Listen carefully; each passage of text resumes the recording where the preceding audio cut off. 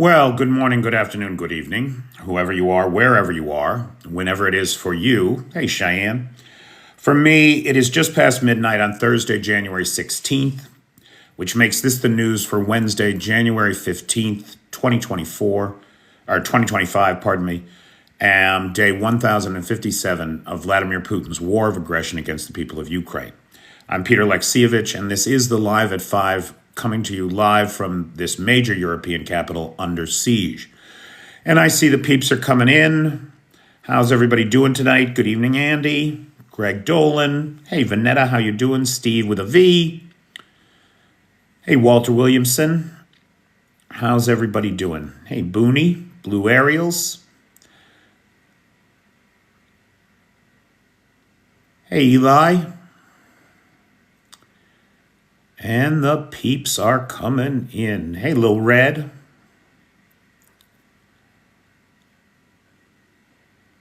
How is everybody doing tonight? Hey, Michael, how's life in Phoenix? Mike Now, nice to see you. Thanks for the likes, thanks for the roses. Joey the Lips, how you doing? Well, freedom doesn't last. We don't know what's going to happen, right? I'm doing okay, thanks. Hey, Debbie. Hey, Bernard. So freedom doesn't last says, what are we going to do on Sunday if this app goes dark? It's a great question. And because it could absolutely happen. There's a thread on Reddit right now that the Chinese are saying they're going to just shut it down. It's just going to go dark. Now, I don't know what that even means for me. I mean, I'm registered with a Ukrainian phone number, but an American address. I VPN into the U.S.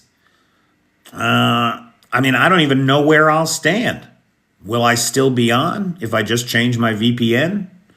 I don't know the answer to that. Hey, PH, I'm probably on American servers, so I will probably be gone too. But we shall see. It's entirely out of our hands, and so we'll just have to roll with the punches, guys. Now, look, freedom doesn't last. And everybody else here, if you have not yet gotten a free account to my Patreon, go sign up for a free Patreon account so that at least, my content is available to you. I have a Ukrainian phone, yes. And it's the Ukrainian phone because you have to have a phone number for TikTok, and I didn't have a U.S. phone when I started. So it's the Ukrainian phone that's tied to the account. Some news are saying that new people cannot get TikTok in USA. It could be. Hey, Robbo, how you doing, pal? All right, guys, let's take a look then. Well, we'll see. It's all very up in the air, guys. It's all very, very, very much up in the air. And who knows, we might get an 11th hour redemption here if this guy Markey can get his legislation through. He's looking to kick the can down the road 9 months. So he's asking for 270-day stay. And there you go. Well, Lars, not if the guys on Reddit are telling the truth that TikTok is planning on shutting it down immediately. They're just going to shut it down.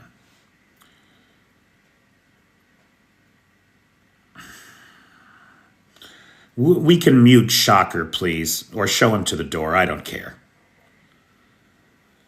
All right. So, guys, last night, now look, there's a lot of people who are talking bullshit. That, because yesterday we woke up to the largest single missile and drone attack against the Russian Federation in the history of the war, right? And then last night we had a sizable attack against Ukraine. 74 drones, 40 missiles, 117 aerial targets. Nothing to sneeze at, right? It's like $1 billion attack. And people are saying, oh, that was retribution. That was Russia hitting Ukraine hard for what they did the night before. This is nonsense of the first order. Attacks like this take time to plan. They require resources and planning and the coordination of many, many people. This attack has probably been planned for weeks. It's a long time since we've had a missile attack on Ukraine of any size. And it's likely that this attack was planned for weeks. Hey, Mad Mike. So there is this notion that this morning's attacks were a retribution for yesterday's attacks is a nonsensical notion based on the lie that Russia is invincible and all-powerful, right? This notion that Russia is going to retaliate against Ukraine is a logical fallacy. Russia attacked Ukraine. Ukraine is responding to Russia, period. End of conversation. Hey, Angela, long time no see. Hey, Bobby.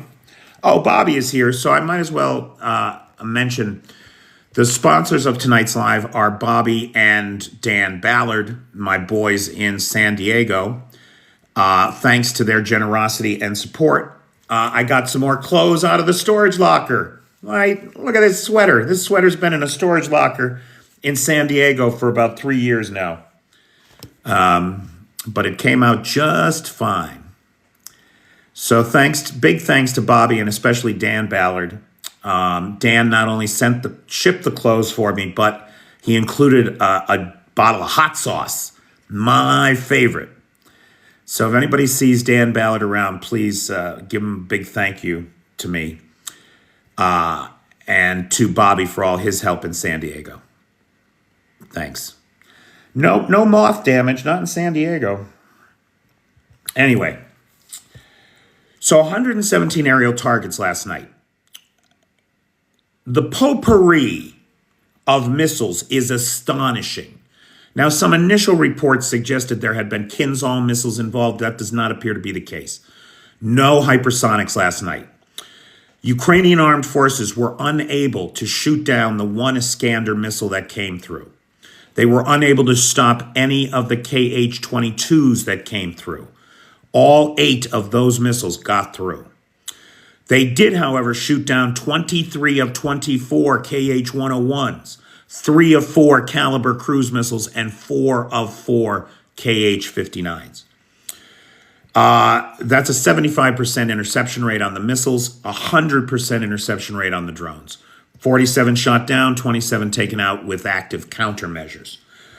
Those missiles were launched from 13 strategic bombers to launch those missiles. Now, they weren't all launched from the air. Some of them were sea-launched from the Black Sea or ground-launched from Krasnodar Krai and Kursk. The targets were natural gas and energy infrastructure. Those targets were hit in Kharkiv, Lviv, Ivano-Frankivsk. Significant damage has been reported, but no casualties. Thanks, Karsten. No casualties. That's the beauty of last night's billion-dollar attack on Ukraine.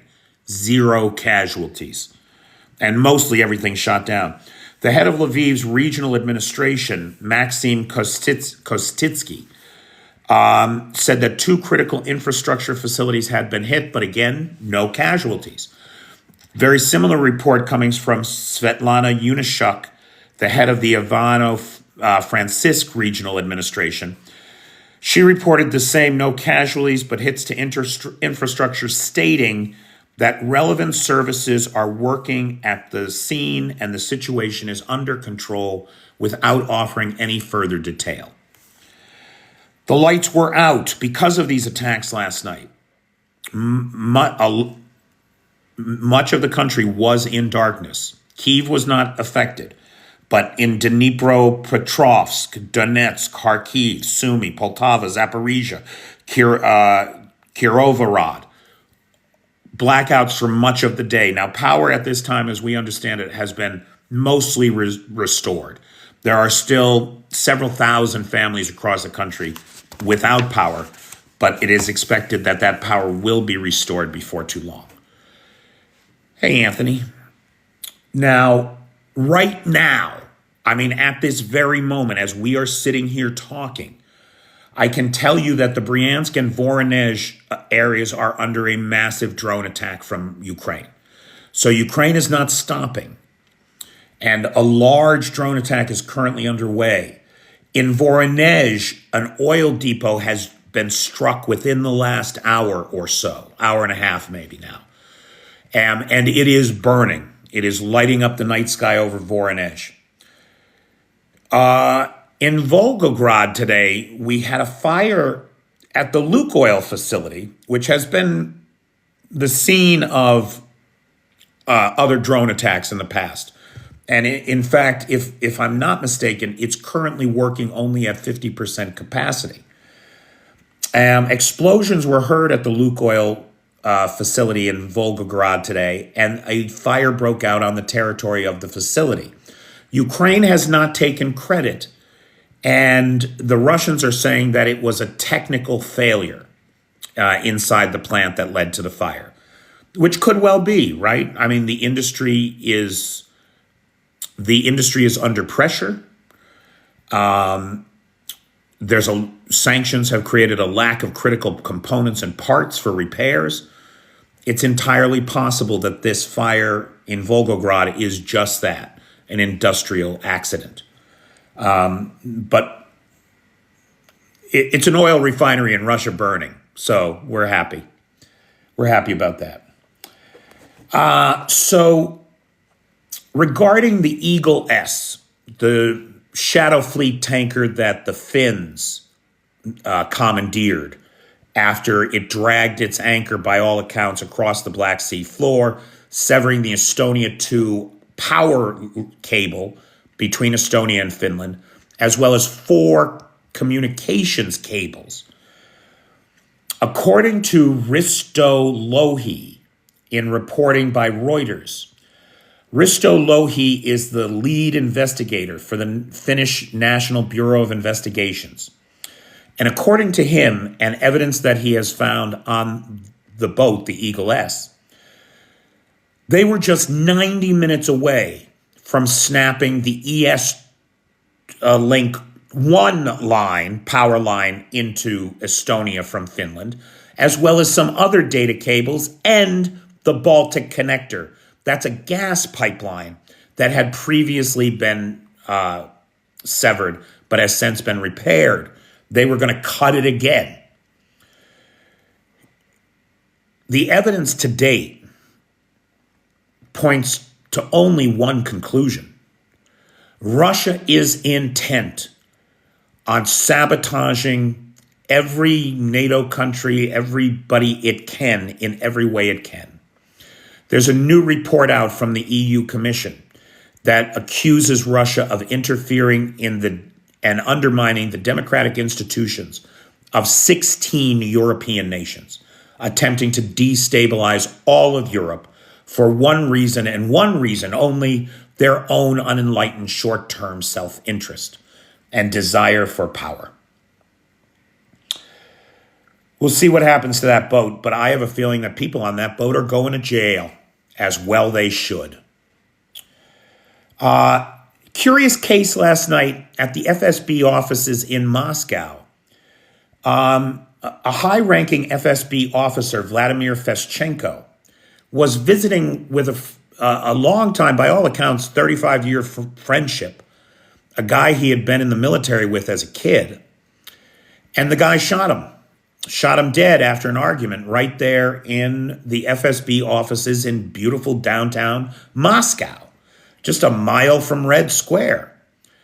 Now, we don't know what the argument was about. It's likely that it was just a personal issue. However, it is startling to see such an incident happen at the FSB headquarters in Moscow on a work night, no less. And I think it goes to the point that these folks are under a lot of strain. It's got to be a pressure cooker nightmare in there. Got to be. Overnight in Tambov. So this is last night during the big attack on Ukraine. Ukrainians were not sleeping. They were not purely on the defensive. They were also sending their drones at Russia. And last night they struck an industrial distillery in Tambov, which is still burning. This place produces alcohol-based solvents and catalysts for the military-industrial complex. We have a potential correction, or maybe it's fog of war. But remember I said that yesterday the Organits chemical plant in Tartaristan, way up in the city of Kazan, 1,100 kilometers from Ukraine, had been struck by drones. The LNG storage facility at the plant had been struck by drones. We've got a kind of correction from Astra that the LNG facility that was struck was not at Organits, but it was down the road a little bit. Hard to say which is accurate. I'm trying to get more information and clarify that. Germany has announced a new military aid package, including ammunition for Leopard 1 tanks, 20 mine-resistant ambush-protected vehicles, those MRAPs, 19,000 rounds of 122 millimeter shells, 14,000 rounds of 155 millimeter shells. For perspective, guys, that's about 1 week's worth of 155 millimeter shells. 1 week's worth. 11,000 120 millimeter mortars, drones, medical equipment, some Marauders, some Boxers, those are the infantry fighting vehicles, and some towed howitzers. So thank you, Germany. In Czechia, I can't remember if this guy is the president or the prime minister. Peter Fiala. He's either the president or the prime minister. And I apologize to the Czechs that I don't have that right. Whatchamacallit? Prime Minister says Dinan. Thank you, Dinan. Russia strikes close to Poland every day. Ukraine is right next door. So here's what Peter Fiala, the Prime Minister of Czechia, had to say. Extensions to the Transalpine pipeline have been completed, and we are now free of any possible blackmail for Russian gas. So he touted the fact that they have become energy independent of Russia. And anybody that's paying attention should be proud to be energy independent of Russia, because all you're doing is setting yourself up for blackmail. It's all you're doing is setting yourself up for blackmail, as the Transnistrians are finding out right now. This question of the Transalpine pipeline, I've mentioned it before. All these landlocked countries have had 3 years to figure out another solution to their energy needs than Russia. Transnistria, Slovakia, Hungary, the incompetent leadership in those places failed to do that, believing the Kremlin lie that the gas would never stop. We've got this under control. Ukraine is going to do what we tell them to do. Bullshit. Bullshit. Now, this is very interesting to me. Look, the Iranians and the Russians the president of Iran is supposed to fly to Russia on Friday and sign a mutual defense pact. But there have been whispers, some analysts that I listen to have said that there are whispers that Iran is going to pull out of this deal. Now, we don't know that to be true. Yeehaw, Denon, thank you. We do not know this to be true. However, some bits of the Mutual Defense Pact have become public. One of them is an article that says Iran does not recognize the illegally annexed territories of Ukraine as Russian, including Crimea. Now, that is not the language that the document uses. That's my language. But the point is, Iran is not backing Russia, that they're hedging their bets, right? They don't want to tie themselves to a loser. Why would you? And they don't know that Russia's going to end up with those territories. They're not backing them on that. And that's really interesting to me, right? It's not exactly a friendship with no limits. Now, again, this is all supposed to happen Friday. In all likelihood, they're going to sign the agreement. But it would really be something if the Iranians backed out at the last minute. We'll see what happens. In what is probably its most significant move away from Moscow, Armenia today signed a bilateral security agreement with the United States in D.C. Anthony Blinken, as one of his last official acts as Secretary of State, oversaw the signing of this bilateral security agreement with Armenia. Now, this is important, right? Because Armenia is one of the few friends that Russia has had. Armenia is in their cheap dollar store NATO, right? The CSTO, the Collective Security Treaty Organization. But they are leaving it. They have announced their plans to suspend their membership in the CSTO. And they are likely to seek NATO and EU membership instead. Of course they are. Why wouldn't they? Right? Russia completely let them down in Nagorno-Karabakh. They see clearly that the CSTO does not exist for mutual support. The CSTO exists so that Russia can parasitize its neighbors. That's what it's for, right? It's like Russia's reserve armies. That's how they see the Kazakhs and the Tajiks and the Armenians, right? As disposable for their needs. The Armenians, for their part, since Nagorno-Karabakh, are doing a hard turn away from Moscow. They've joined the ICC, which means that Putin can't even set foot in the country without having to be arrested. They've engaged in joint military exercises with the UN, NATO, and the US. So they're suspending their participation in the CSTO. They are aggressively moving away from Moscow and toward the West. I often say that Armenia was the first domino to fall. Syria was the second. Georgia or Transnistria may well be the third and fourth. In what order, who knows? But let's keep watching these dominoes because things are happening. Oh, things are happening. Boy, I so wanted to get a video out on this today. Maybe I'll do it after we're done here. This is important. This is big news right here. Robert Fico, the president of Slovakia, right?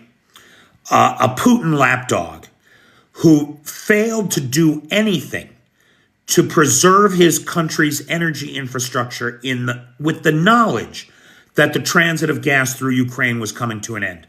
Completely failed to do anything except blame the Ukrainians for shutting it off. And threaten Ukraine with violence, right? With military action, threaten Ukrainian refugees in Slovakia, that he was going to cut off their benefits, throw them out in the street. People with nothing who have lost everything. Are you fucking kidding me, you piece of shit? So this is Robert Fico, an authoritarian bootlicker who is happy to sell his people down the river if it enriches him and gives him power. The parliament in Slovakia is calling for a vote of no confidence against him. And I believe that vote is scheduled for the 27th of this month. That is good news and should be seen as good news for everybody. If he gets thrown out of there, then Orban will be Moscow's man in Europe. That's another domino. Slovakia falling to the west would be another domino to watch. Okay, now get this. The Russian parliament has expressed concerns over the recent oil spills in the Black Sea. Are they concerned that the tankers aren't seaworthy? Are they concerned that this is an environmental risk and that maybe they should stop transiting oil in these rust bucket tankers? No, They are concerned that they're going to end up eating poisoned fish from the Black Sea. And so they are making moves to stop fishing rather than stop the transit of sanctioned oil that represents a threat to all of us. I mean, it's these people, they can't see past their own dinner tables. They don't have any empathy for anybody else. They don't have any idea how they fit into the world or how they're affecting the world. And they are only interested in satisfying their own base appetites, just like MAGA and its crowd. It's unreal to me. Okay, so guys, again, that's it for me on the headlines for today. We'll go to Q&A now. Just before we go to Q&A, I'd like to thank the sponsors of tonight's live, Dan Ballard and Bobby, my boys in San Diego, who are so helpful. I really cannot tell you guys how much I appreciate you. And thanks to the mods, best moderator team on the Tickety Talk, Cheyenne, Vanetta, PT, Jay, and Travis. And big thanks to Lars, who has the Discord server, and Nightshade, who has the Peters Peeps group on the Book of Faces. Okay. Yeah, thanks, everybody. Hey, Sergey. How you doing, pal? Ooh, a golden necklace. Ooh. My average gifts a night are like 67 cents. Now, I am not asking for more gifts. That's not what I'm asking for. I would much rather you join the Patreon at $5 a month and so provide a small amount of ongoing support that doesn't break the bank. We're good, Anthony. People in town are good. I was out last night. I was actually out in public last night. I was hosting an open mic in English comedy show at Underground Stand-Up Club. And we had a really great evening. Everybody was in very good spirits. It was very, very pleasant. Very, very pleasant. Thank you for asking. So life here is, I mean, it's a strange thing to say given the kind of danger that we are in. But the fact is that life in Kyiv, even now at its worst, is good. It's a great city, filled with great people. Why anybody would want to blow it up is beyond me. Robert Chapman, I always appreciate your kind words. Thank you.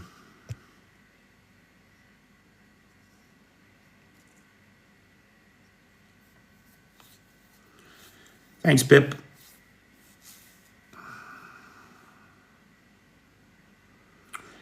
I'll tell you, it is very much the Patreon people that drive me. You know, you wake up in the morning sometimes, you were up all night, the sirens were going, the bombs were going, whatever. And you're exhausted and you don't want to do anything. And then you think, oh, there's 100 people, well, not 100, 91 people in the world who pay you to cover this shit. So you have a responsibility to get up and do the news we are waking up to, so that when they get up, they'll know what the hell is going on. And if TikTok is going away, I'll tell you right now, I'm going to continue to do this for the Patreon folks.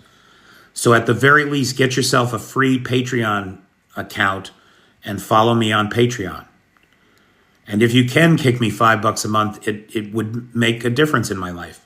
I get by on very little here. It's funny, I figured it out the other day. My total income last year was about half of what my annual bonus used to be at Microsoft. Like I lived for a whole year on less than half of what my bonus was. It's a strange place to be. Jeff Robbins, that's some deep shit there, but you're right. Politics of envy. Russia can never show others being happy instead of scared. See, and that is the problem. That is the problem with Russia and Ukraine. The Ukrainians who have embraced the West are doing so much better as a country than Russia is post-Soviet collapse. And the Russians can't have a people on their border who have all kinds of relatives inside Russia and who are going back and forth all the time. They can't have them telling their relatives the truth. And so they came here. Walter Williamson, there was the first prisoner exchange of 2025 did happen today. And 25 prisoners were returned from Russia to the territory of Ukraine.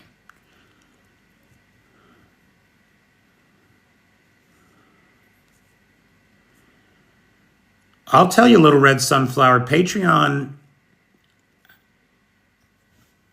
I mean, it's funny. It's just over a year ago that my buddy Pat Barnett became my first Patreon supporter, right? There I was with $5 a month on Patreon and one supporter. And it really has provided a platform from which I can communicate one-on-one with every one of the supporters and manage a community of like-minded people that are interested in what's happening over here. I didn't check the ruble today, Nightshade. It's been pretty stable. Anybody got a computer handy? There is no notification on Patreon about lives. Now, I've never done a live on Patreon, Pugga Mahone. So I don't know if we have to start going live on Patreon. I don't know how we'll do that. We'll see.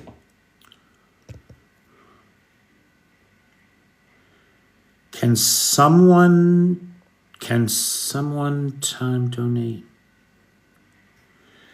No, you can't. Well, I don't know. Actually, Danan, that's an interesting question. I don't know whether or not there's a one-time donation on Patreon. Now, what you can do, and I put this offer out there, but I have not had any takers.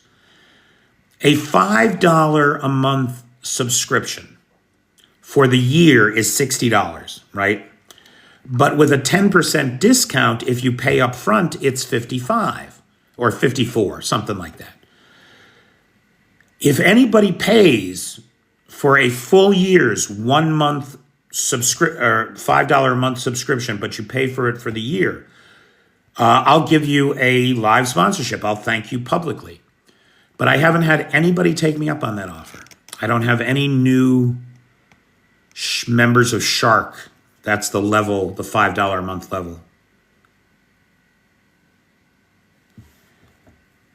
Bip, we met him when I was at Microsoft? That doesn't seem likely, pal. What year was that?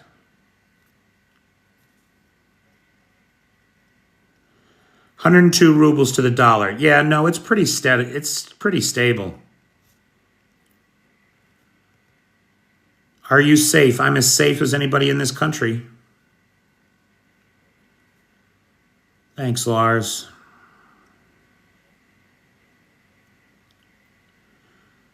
No more red dye number 3. I don't know what that's about.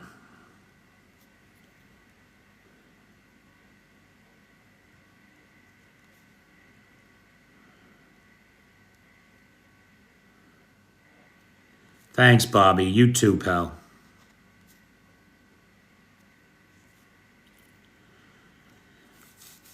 No, I've been out of Microsoft for some time. That's why I asked Bip what year. I mean, it's not impossible, right? Like, certainly I've been there. Hey, Rydale. Russia is cooking. They're about a medium rare right now, but it's not going to be long before they're well done. Hey, PT, you didn't miss much, man. Russia's on fire again. You know.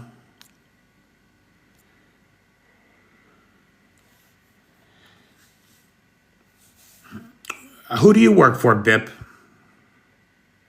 I mean, why would you have been at Convergence? What do you do? Do I still do IT? Do I still do it? I mean, I know I'm old, but I didn't think I was that old.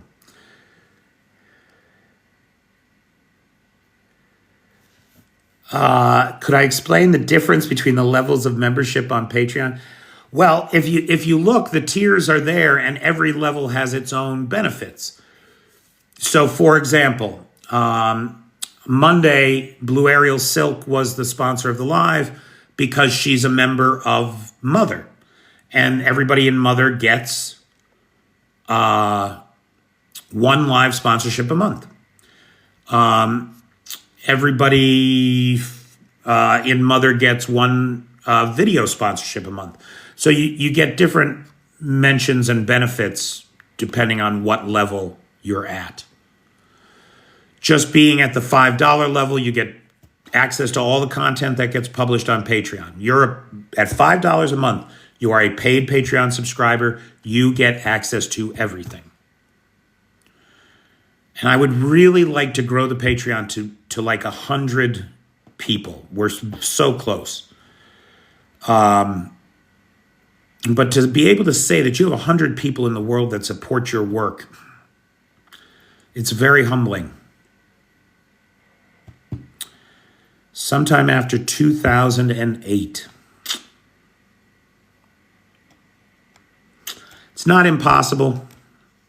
It's not impossible.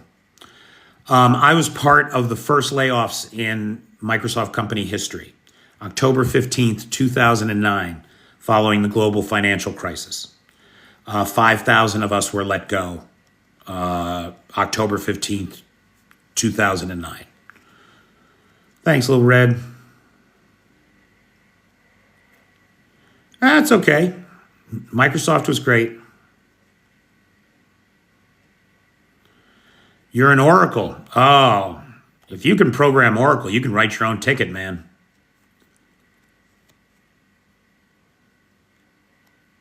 Yep, remember that? Someone else asks a great question. What percentage does Patreon take? You know, you send me some golden necklace or something, right? Or roses, right? Do you know how much I get if you send me a rose? Does anybody actually know?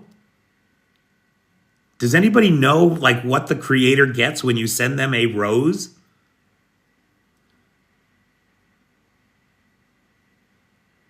Correct, PT. 0.01 cents. It might be a little bit different, Nightshade, in pounds or whatever.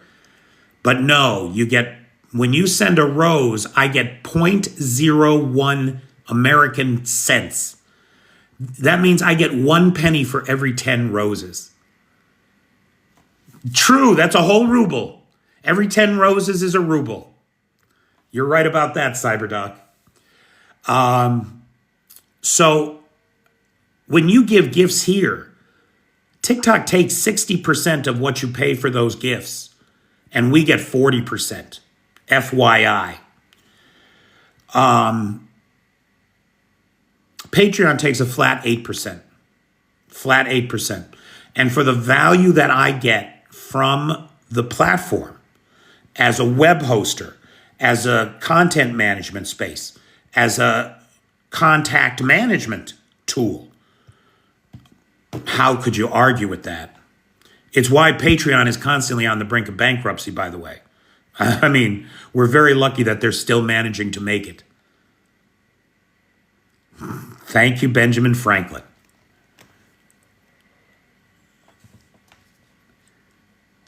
So Patreon is a big deal. It is the basis. Right now, I got to tell you, I never thought I would say this or live in a world where this was true. Right? Someone else, it's very reasonable. It's for the business value you accrue. It's extremely reasonable, in my opinion. I never imagined that, right? Because, first of all, I'm a person that's never asked anybody for anything. I handle everything in my life with very little assistance from anybody else. Always have. A world in which there were people out there that would support my efforts the way that my Patreon supporters support mine. It never occurred to me that I would live in such a space. And I'm deeply appreciative for this very exciting new way of living.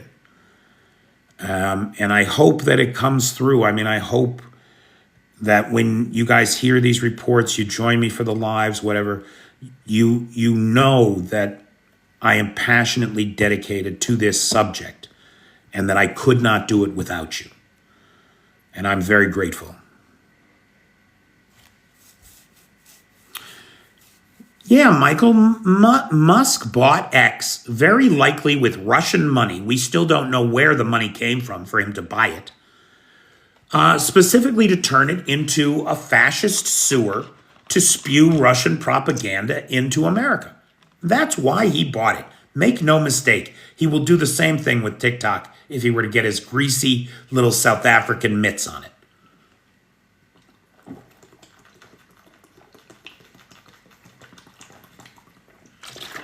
What a fraud that guy is. I mean, just a fraud. His whole narrative, his whole story is a lie.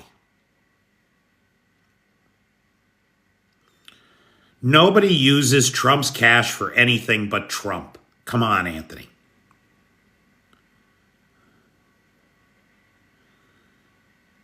Thank you, Blue Ariel Silk. I appreciate that.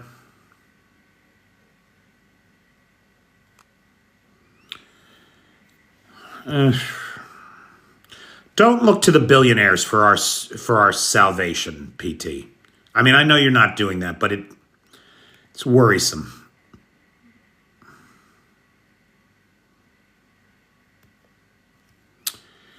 It is NT. You are a subscriber on TikTok. You are one of my TikTok subscribers, which I appreciate the TikTok subscribers too. Don't get me wrong. No, I appreciate the TikTok subscribers, but you should be aware 60% of your subscription fee goes to TikTok, not to me. If you switch it over to Patreon, and when you do, please identify yourself. Give me your TikTok handle so that I can, so I know who you are. Oh, Big D, are you South African?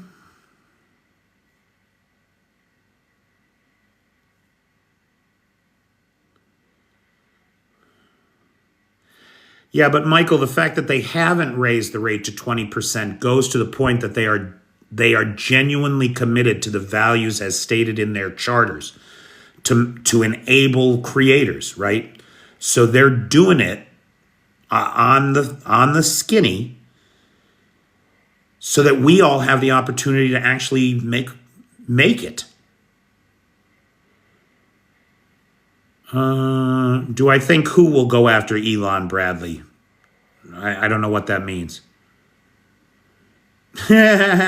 Sorry, Big D. One of my best friends, Caroline Christie, is from Joburg, and I've been to a braai or two myself. I'm a big fan of Boerewors. I'm a big fan of the Boerewors.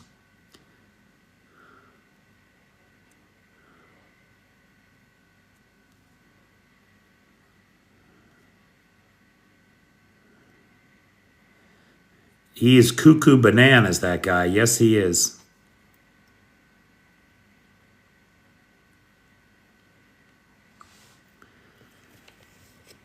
Yeah, no, I think I mentioned that. It is that I don't know what will happen to subscribers, right? So everybody who currently subscribes to my Patreon, to my TikTok, should unsubscribe before Sunday. I should make a sub-only video about that. I mean, I hate to lose you. I hope you'll come to Patreon, but... Van, are you South African? I thought you were a Floridian. Not that there's much difference.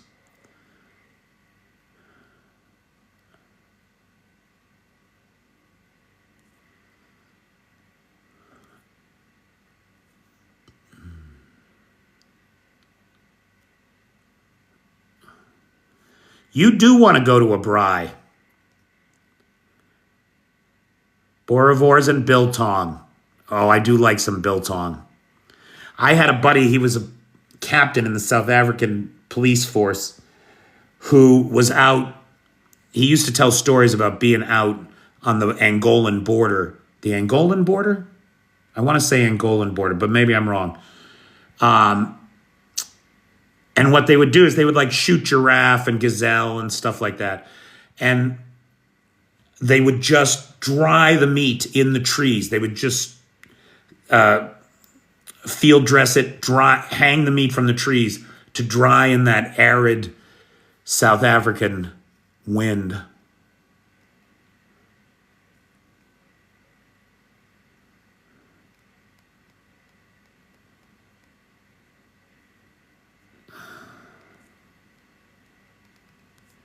Charlene Theron is South African. That is true.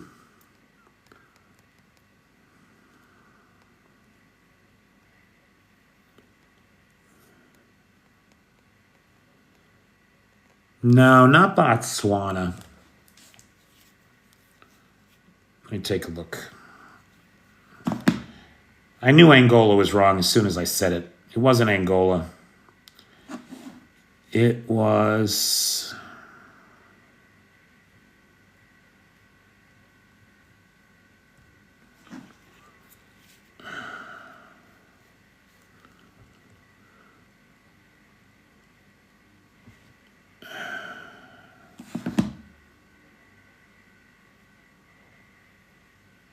Namibia. The ANC used to run raids across the border. They'd hide in the hills there. And so he was out there defending the place from the ANC. Marudi confirms what I'm saying. Damn right, the Bushman was on the SWA Namibia border. That's right.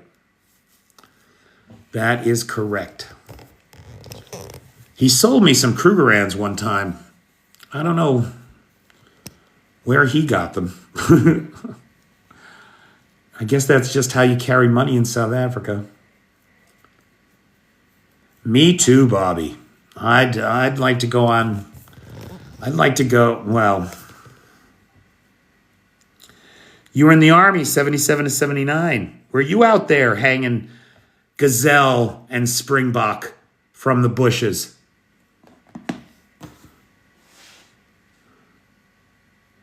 Neato. Now, see, I'm an American, right? And Americans, we're hunters. We hunt, not for sport. There are some people that do that. But I hunt to eat. I want to eat the things I kill. And there's a lot of good things to eat in South Africa, boy. Springbok, gazelle, what else? I mean, the list just goes on and on and on and on and on. Water buffalo, kudu. I mean, these are all things I would like to try. I've had giraffe, actually. I've had giraffe. I've had zebra, elephant. I've had a lot of things. Yeah, sure, it's in our DNA, of course. Oh, Van, you are the worst. Ostrich is good. Yep, I like ostrich. Kudu, they're big, right? Aren't they big? Like moose? Yeah. And they have the swirly horns, right? The spiral horns. Emu is good too. Yeah. Ah, Fitz, I didn't pay for red meat for 10 years. I had a farm, 47 acres, a big freezer. We'd go out. Dad, me, and my son, we'd all get a deer every year. We'd fill the freezer with meat. You wouldn't have to worry about it. After I left the farm and I started buying red meat again, holy shit, the sticker shock was unbelievable. I had really been in my own protected bubble for a long time with that. Oh yeah, emu will slice you right up, that back claw. They'll disembowel you, PT. You got to be careful.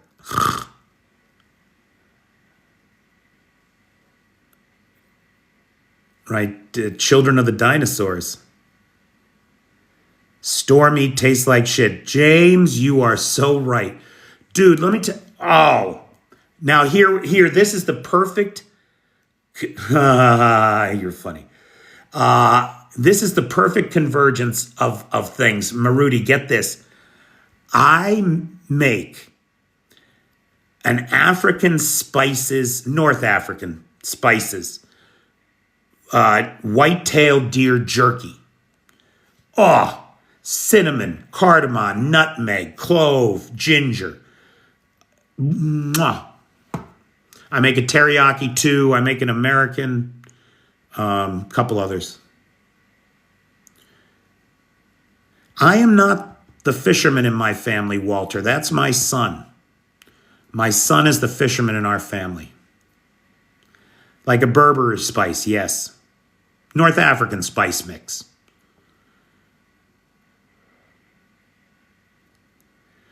Chronic wasting disease is a concern. You're not wrong. You're not wrong. The problem with cervid spongiform encephalitis, right? That's what chronic wasting disease in deer. It's a prion disease, and it's officially called cervid spongiform encephalitis. It's the deer version of mad cow disease, and the problem is we don't have good testing for it. A deer can be positive for it and not show symptoms for half a decade. You can eat it, become compromised, and not show symptoms for decades. So it is disconcerting. It is, the question of chronic wasting disease is very disconcerting, as it's a vector, as it's a potential vector for a condition we have no solutions for. None. And that is ultimately always fatal. Now, I'll tell you this is my favorite fisherman story of my son, because my son is a fisherman. He lives up in Alaska. If anybody wants to go river fishing in the Ketchikan Peninsula, my son does tours for tourists. He'll take you right to where whatever is running is running. My ex-wife had taken my son to Florida for a week. And the last night they were there, they went out on an overnight fishing excursion on the Gulf. Jack caught red snapper, parrotfish, I want to say a fluke, a grouper. He caught a bunch of fish, right? My ex-wife gets the fish at sunrise. The boat comes back to the dock. She gets the fish all filleted right there dockside, packed in dry ice. They carry the cooler on the plane. That night, we had a fish fry at my house for my mother, my father, my sisters, they were all over.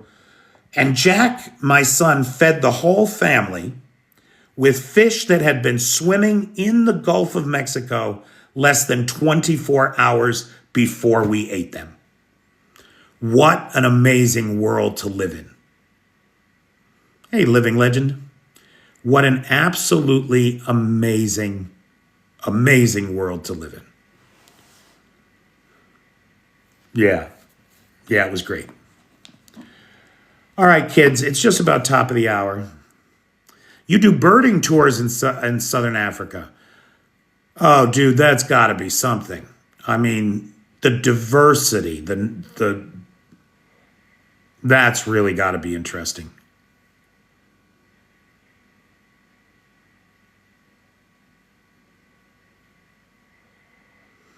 I'd love to go sometime. I got to get down there. Thank you, Blue Ariels. I appreciate it.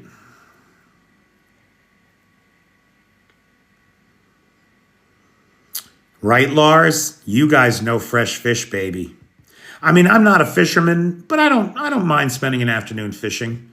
It's a shame you're allergic. All right. I tell you what, guys, it's just about 1 a.m. here, and I'm tired. Let me thank again the sponsors of tonight's live, Bobby and Dan Ballard, my boys in San Diego, who have been so helpful. I can't thank you, gentlemen, enough. Um, Thank you, Robbo.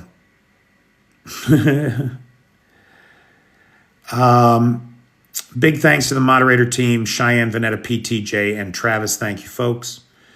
Big thanks to Nightshade, who has the Peters Peeps group on the Book of Faces, and to